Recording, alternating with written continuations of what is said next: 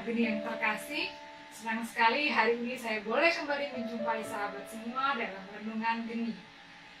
Saya Melani dari PDPKK Santo Fransiskus Xaverius Kuta mengajak sahabat semua untuk kita bersama-sama merenungkan sabda Tuhan dari Injil Lukas bab 6 ayat 39 sampai 42 dengan tema Dapatkah orang buta menuntun orang buta?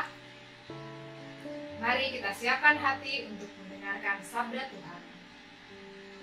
Inilah Injil Yesus Kristus menurut Lukas. Dimuliakanlah Tuhan. Yesus mengatakan pula suatu perumpamaan kepada mereka, dapatkah orang buta menuntun orang buta? Bukankah keduanya akan jatuh ke dalam lubang? Seorang murid tidak lebih daripada gurunya, tetapi barang siapa yang telah tamat pelajarannya akan sama dengan gurunya.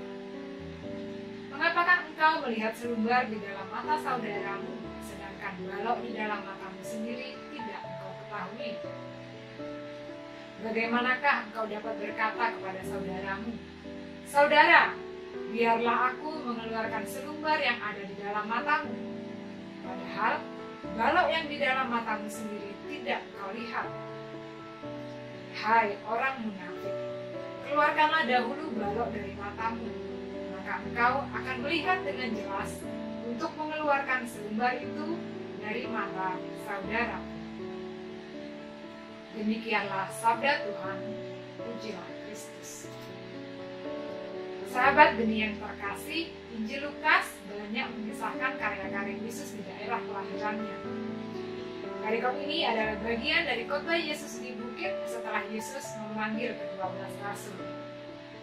Pada ayat yang ke-39, Yesus mengatakan perumpamaan, dapatkah orang buta menuntun orang buta? Bukankah keduanya akan jatuh ke dalam lubang? Ada dua hal yang ditekankan oleh Yesus. Yang pertama, menuntun. Menuntun artinya kita membimbing, kita menggandeng dan menunjukkan ke arah yang benar. Setiap orang yang dibaptis dipanggil untuk tugas perutusan menjadi seorang imam, nabi, dan raja. Kita sebagai murid-murid Yesus dipanggil untuk menguduskan, mewartakan, dan memimpin orang lain pada jalan keselamatan Kristus. Lalu yang kedua, orang buta. Seorang buta yang dimaksudkan bukan hanya seorang yang mengalami gangguan pada penglihatannya secara fisik, tapi juga menggambarkan orang yang tidak tahu secara pasti apa yang ada di hadapannya, situasi di sekelilingnya, bahkan juga tidak tahu jalan yang dia lalui, kemana arah dan tujuannya. Kita bayangkan kalau ada seorang anak kecil yang tersesat dan minta diantarkan pulang. Kita tidak akan bisa mengantarkannya pulang kalau kita tidak tahu arah dan jalan ke rumahnya. Kalau kita tidak mau meluangkan waktu dan tenaga untuk mengantarkannya pulang karena kita terlalu sibuk dengan urusan kita sendiri. Kita juga tidak akan bisa mengantarkannya pulang kalau kita hanya sibuk memarahinya atau menyalahkannya kenapa bisa sampai tersesat. Demikian Yesus mau mengingatkan supaya kita murid-muridnya ini dapat menjalankan tugas perutusan untuk menuntun orang lain pada jalan keselamatan. Hendaknya kita sendiri jangan menjadi buta atau dibutakan oleh hal-hal lain selain Kristus sendiri. Lalu bagaimana caranya agar kita dapat menjadi seorang penuntun yang baik bagi orang lain pada jalan keselamatan Kristus? Yang pertama adalah mengenali jalan keselamatan itu sendiri. Belajar pada guru yang sebenarnya, yaitu Yesus sendiri. Mengenal Yesus lebih jauh melalui firman. Semakin intim dengan Yesus melalui doa-doa. Dan yang lebih penting lagi adalah meneladani keutamaan Yesus dalam sikap hidup kita sehari-hari. Yesus yang penuh kasih, Yesus yang murah hati, Yesus yang selalu mengampuni, dan Yesus yang taat kepada Bapa. Lalu yang kedua, menjadi pribadi yang rendah hati. Tidak merasa diri sebagai yang paling benar, paling hebat, tetapi mau menerima masukan dan kritik dari orang lain.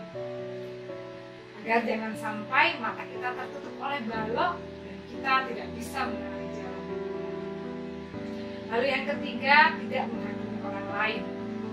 Karena penghakiman sekecil apapun, bahkan diumpamakan dengan selumbar atau serpihan, itu akan menutup mata kita dari nilai-nilai kasih dan juga kebaikan orang lain.